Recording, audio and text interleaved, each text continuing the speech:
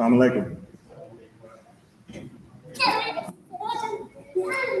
We'll be getting started here shortly. Please silence your devices, inshallah, and don't lean on the walls. And be mindful of the cameras. We are live.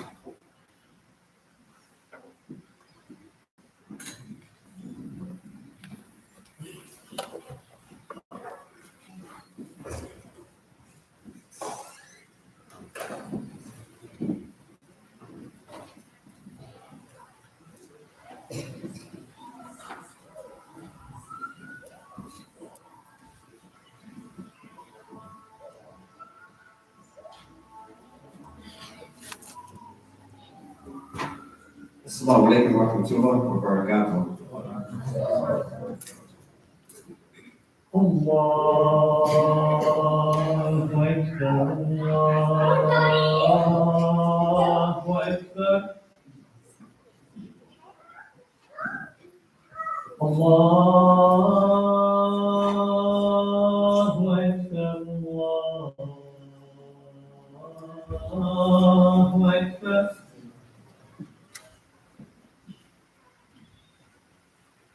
أشهد أن لا إله إلا الله.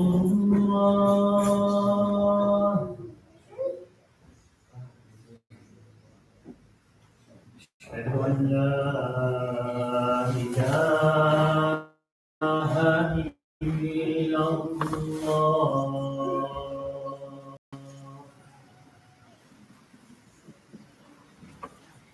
أشهد أن محمدا رسول الله.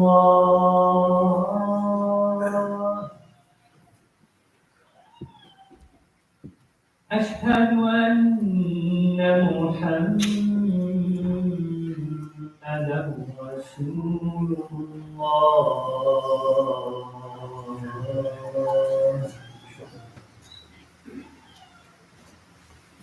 حي على الصلاة، حي على الصلاة،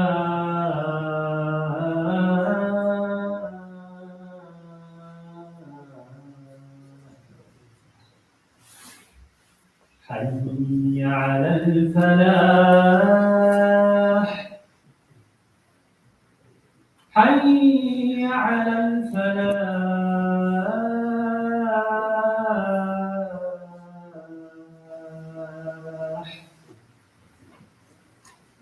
الله أكبر، الله أكبر. لا إله إلا الله.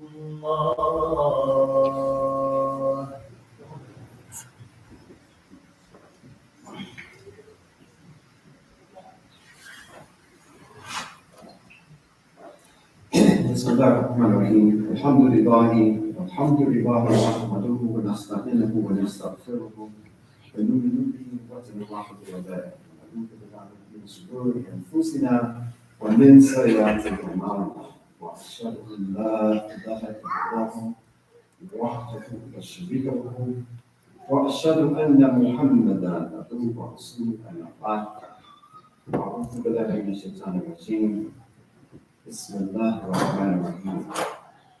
Brothers and sisters, before getting into the theme of the khutbah today, as I asked before the beginning of each khutbah, that we remember our brothers and sisters throughout this ummah of the Prophet Muhammad who may be suffering, whether we know the cause or not, or the cause of their suffering.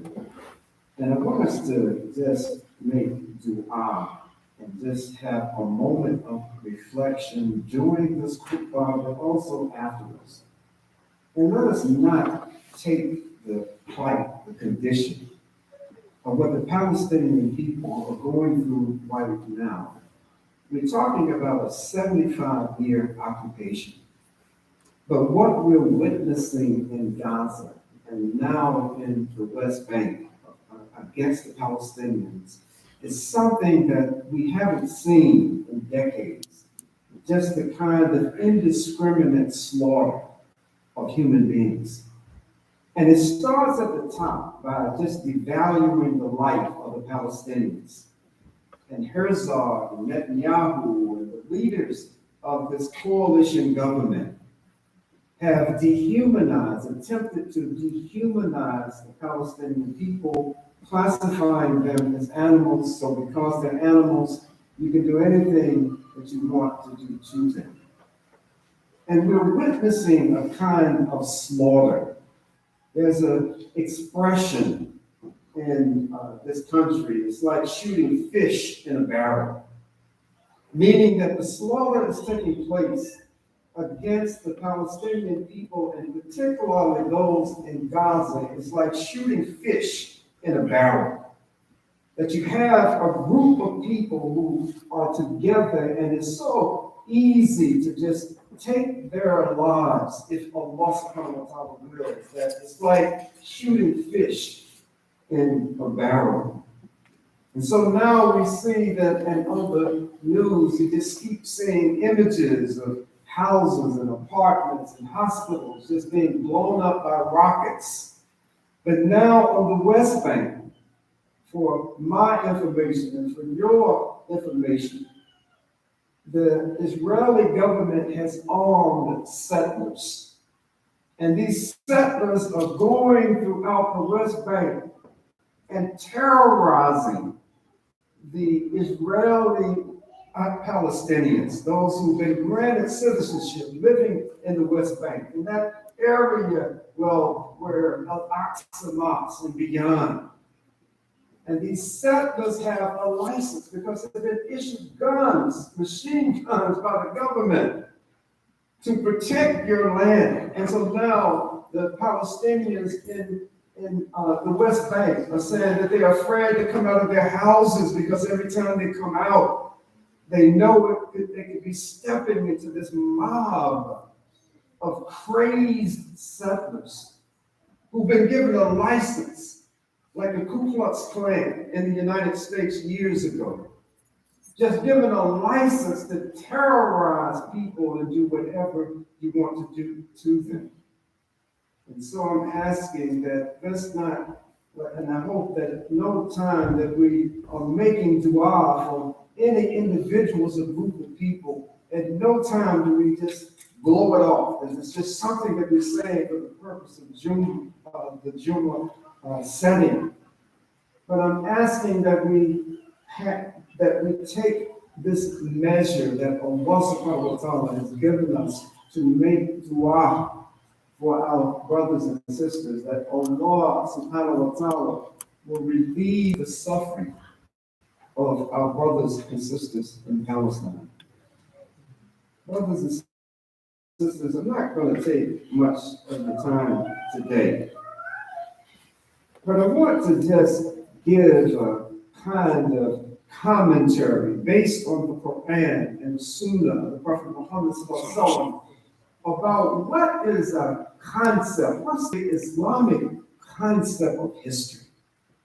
You know, we read this book and we find so many stories about people, believers and disbelievers who've come before us. We see triumph, we see victory, we see devastation, we see death. We see all of these things in reading the Quran, but there's a big difference in when we read the Quran and try to get an understanding of the history that is in this book. Is totally different than the history that we will read coming from any of our hands or from anybody, because our history is going to reflect what our interests, what our beliefs are, who we are as a people. Is going to reflect what is my race, what is my nationality, what is my ethnicity, where am I living today, what is my interest in the place where I'm living. That's the kind of history, no matter how much anyone tries to be objective, that's the history that we're reading today. But Allah subhanahu wa ta'ala has blessed us with an eternal book. That there's no prejudice at all in this book. It's just straight history coming from the Lord of the universe. There's a Quranic concept of history that can't be matched by any historian in any time, in any place. So when we read this Quran and we read these stories and we read these narratives that are in Quran, we're reading about something that is true all the way to Qiyamah. Think about this. who could give us a book of history that goes all the way to Yom Qiyamah and even into the Akhirah other than Allah subhanahu wa ta'ala. So rather than me and you being so obsessed with what's going on in history and what's going on and what we're reading and experiencing today, there's a simple formula. Just get into the Quran, read this book, and Allah subhanahu wa ta'ala will give us an understanding about what's happening today, right in this country, what's happening in Palestine, what's happening anywhere on earth. Read it, be encouraged by what you read, and not be so depressed. And I'm saying this because I have to catch myself, because it's a very emotionally depressing history that's unfolding in front of our eyes.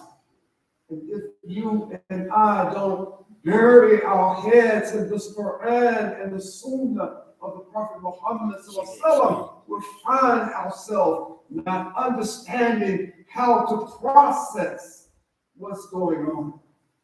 Because there are not many periods in history when so many nations of the world, especially in this information age, will sit around like their mouths are welded shut, not say a word about what's going on. An open genocide, not something that is being promised, but an open genocide is unfolding in front of our eyes. So if you and I don't keep our head in this book, I'm not saying ignore what's going on, by no means, but if we are to understand what is going on, keep our heads in this Quran. Read this book more than we watch the news. Read this book more than we read commentaries about current events. Because Allah subhanahu wa ta'ala, unlike anything, any information that we may gather, no matter what source it comes from, Allah subhanahu wa ta'ala in every instance is giving us in the Quran the cause of why things were happening, and then Allah subhanahu wa ta'ala gives us the effect. Every story that Allah subhanahu wa ta'ala has in the Quran, there's a cause that Allah subhanahu wa ta'ala gives us, and then He gives us the effect. What happens after these particular events come about? And so I want to give a very simplistic concept or idea about this Quranic concept of history. It's a kind of history that just has one common goal, no matter what Allah subhanahu wa ta'ala talks about in the Quran. There's only one motivation for us to read and to understand this history. Not complex, no difficult political theories to understand. It's just that Allah subhanahu wa ta'ala has given us a history that's embedded in the how do we get to the Akhirah. Every human being, regardless of where we live, no matter what our income may be, no matter what our race or ethnicity, nationality may be, when we read the Quran, it is a book that is giving us cause and effect and is leading us to the Akhirah. Every story in the Quran, is a story, it's a narrative about getting to the Akhirah. If we truly believe in Allah subhanahu wa ta'ala and the next day, then when we read this book, we'll come away with every reading thinking about the Akhirah, thinking about the next life. Reflect on those who came before us, even those who came before the revelation of the Quran. Reflect on their history, reflect on their stories, that Allah subhanahu wa ta'ala has given us in the Quran. Brothers and sisters, when we look at the history of Islam under the leadership of the Prophet Muhammad sallallahu alaihi wasallam, we find that this unique history under the leadership of the Prophet Muhammad sallallahu alaihi wasallam was one of triumph. It was one of victory. It was one of slaughter. It was one of death. It was one of the guidance. The most important thing was the guidance from Allah subhanahu wa ta'ala, but it was also one of deprivation. Periods, even the Prophet Muhammad sallallahu alaihi wasallam not having sufficient food to eat. Periods where the hadith literature tells us that Aisha radiallahu anha had said that the Prophet Muhammad sallallahu alaihi wasallam, sometime in our house, there would go months before we would even kindle a fire. There was no need to have a fire because there was nothing to cook. We didn't have food to eat, and we even required having a fire. So we just ate dates, or we just drank water. We just drank milk that was given to us by other Sahaba. It's a story that is underscored by getting to the Akra, what it takes for you and I today when we read the story of the Prophet Muhammad sallallahu alaihi wasallam, when we read the story of this Sahaba. It's about giving us this idea of what it takes to get to the Akra. Brothers and sisters, Allah subhanahu wa ta'ala reminds us in the Quran, do you think that you are going to enter paradise without suffering trials and pain and having all the suffering? But the test is going to come to you just as it came to those before us. That we're going to suffer. Allah promises this. I'm talking about those who are firm in their conviction to Islam. It's not just those of us who identify and say, I'm Muslim in faith, but this is a guarantee for us to go to paradise. It's not.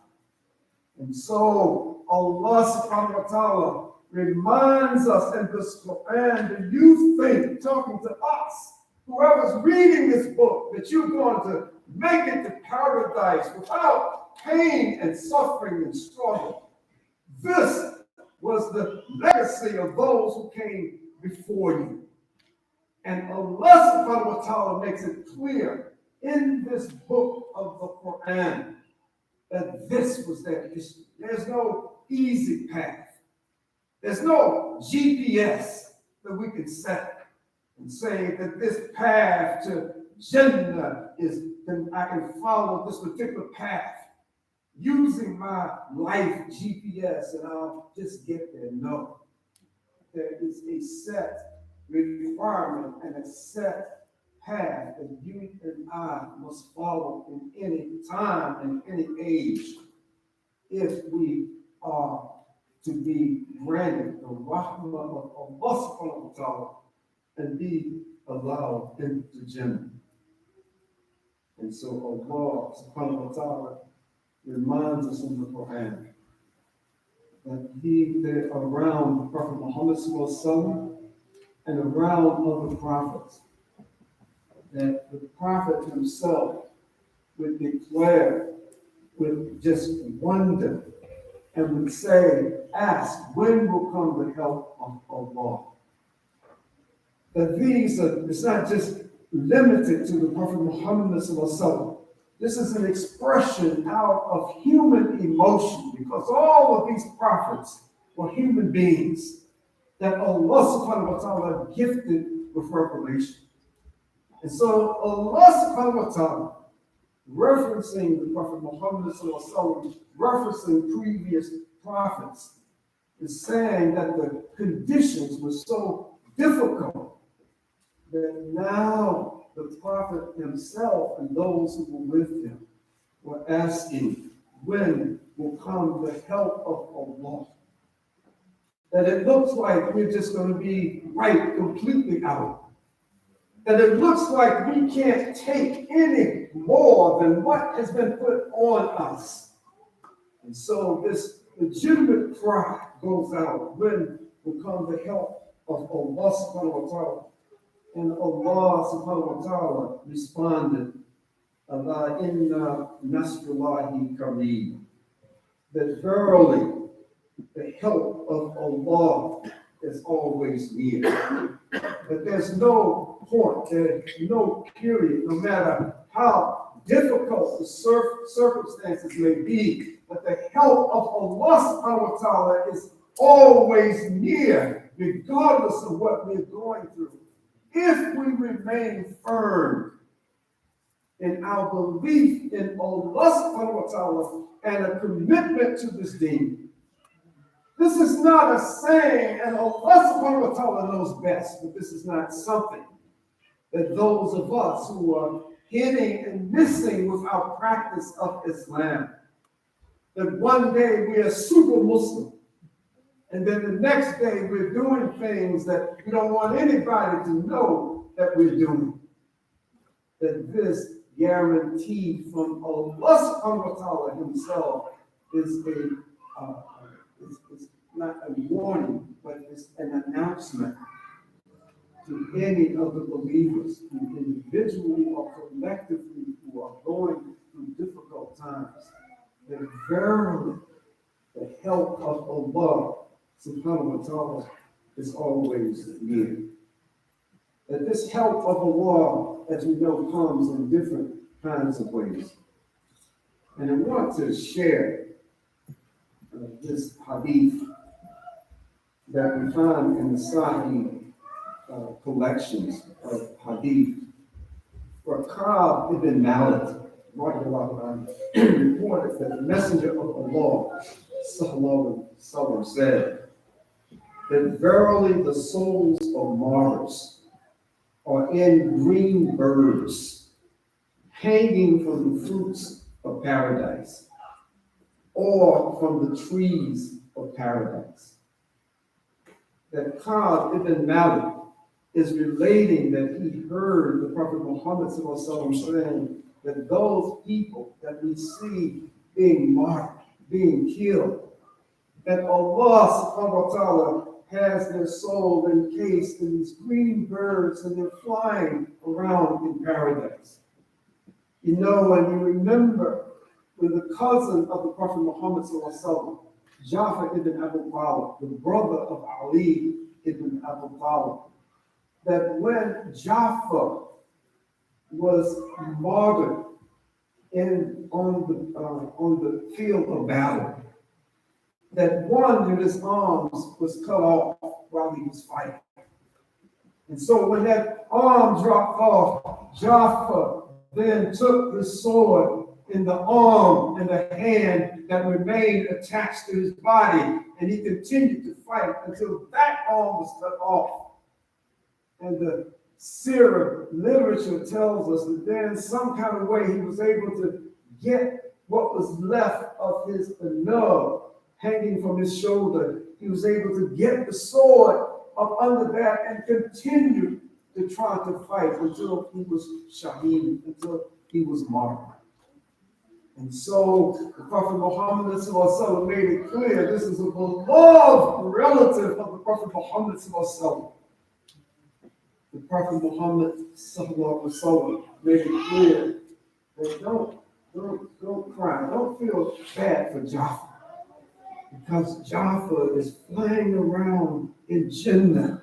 He's in paradise. He's already there waiting for you. Don't feel bad for him, because the whole purpose of this thing is to achieve the paradise, Jannah to Firdaus, if Allah is so merciful to us. So don't feel bad for those that Allah subhanahu wa ta'ala has taken their soul, and that as they remain firm in this deen that Allah subhanahu wa ta'ala has prescribed for us.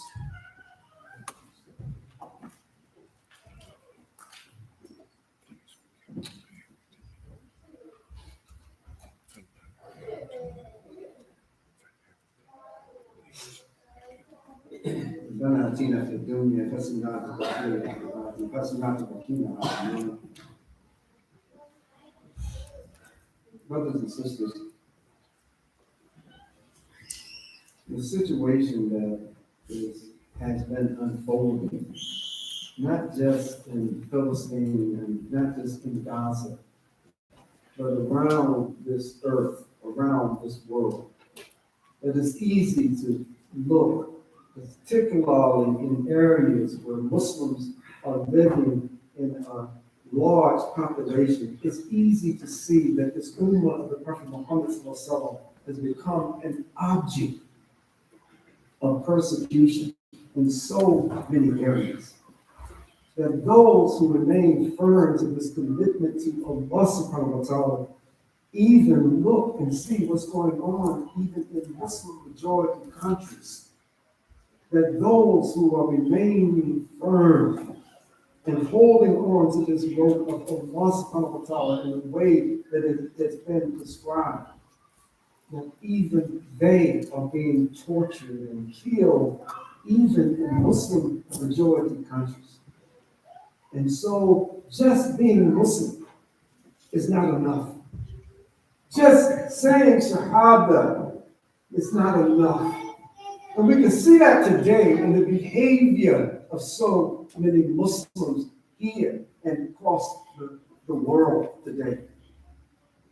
So regardless of what is going on, what is happening to our brothers and sisters, whether it's Philistine, whether it's in China, whether it's in Myanmar, no matter where it may be, Allah subhanahu wa ta'ala guarantees success to the believers.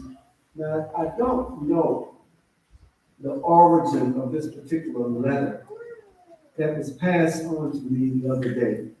I don't know. It was sent to me, having been said that this was written by a Muslim sister in Gaza. A Muslim sister in Gaza. And I just want to interject this quickly. That I find it so, in a way, refreshing to see these images of what is going on in Gaza and see Muslim sisters being interviewed.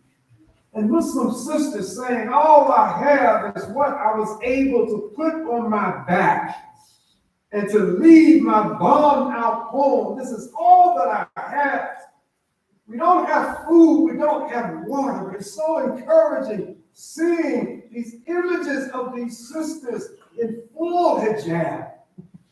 And the only clothes that I have are what I normally wear outside my home on a day-to-day basis. I only have one set of clothes, and that set of clothes that I'm wearing is hijab. That regardless of the persecution that we've undergone, it has not stopped me from dressing in the way that Allah subhanahu wa ta'ala has prescribed. So let me read this quickly. And it reads that if Allah lifted the veil for just 10 minutes and you could see the sky of Palestine, you would see a sight of wonder. Waves of angels racing to ascend with the souls of the martyrs to Allah in a special celebration. I swear by Allah, besides whom there's no God but him, the sky is filled with the scent of perfume. These people have completed their test in this world, so there's no need for them to stay in this world. Allah has chosen them for paradise. You see the painful images, don't you? But my messenger and your messenger, Muhammad sallallahu alaihi wasallam, swore by Allah that the martyr will not experience pain except that of a pinch.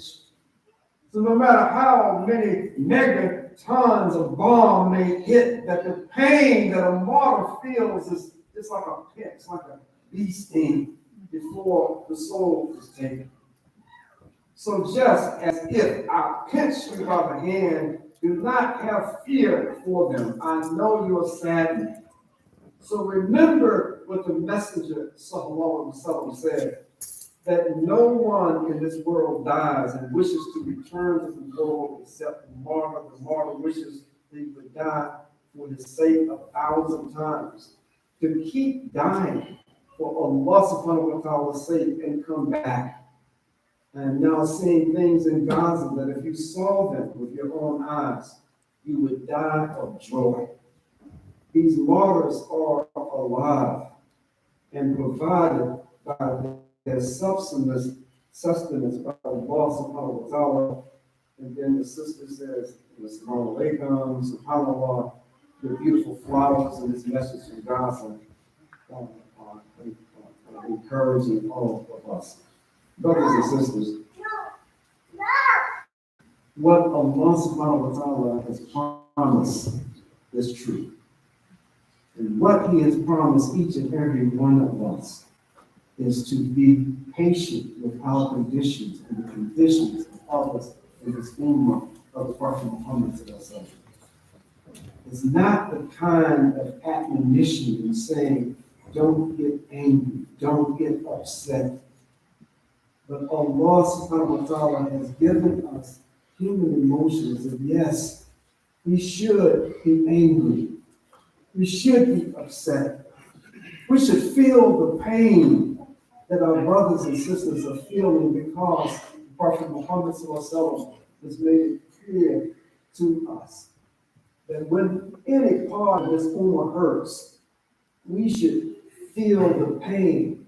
And it's like it's a cold or a fever or something. We should catch it too. And this is metaphorically, not literally. But we should feel the pain. So all of us should feel hurting today. All of us. That's admit that if we don't feel the pain of what's going on in Gaza today, something is wrong with my heart and something is wrong with your heart.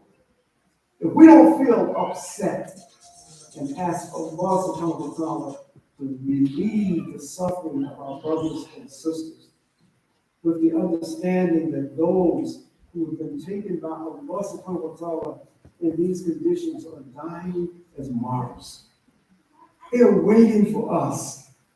They will be there waiting for us. It's something that we all should desire, not to be oppressed and killed in the manner that they were, but we're all striving for the honor.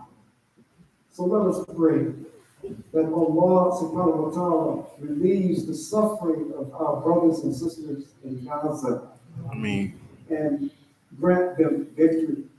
That Allah subhanahu wa ta'ala grant victory to those who stand firm for his cause and grant them Jannatul Firdaus. And that Allah subhanahu wa ta'ala will give us an understanding of this deen that is useful for us in this world and in the next. Brothers and sisters, I have just a few quick announcements. The first one is that there is a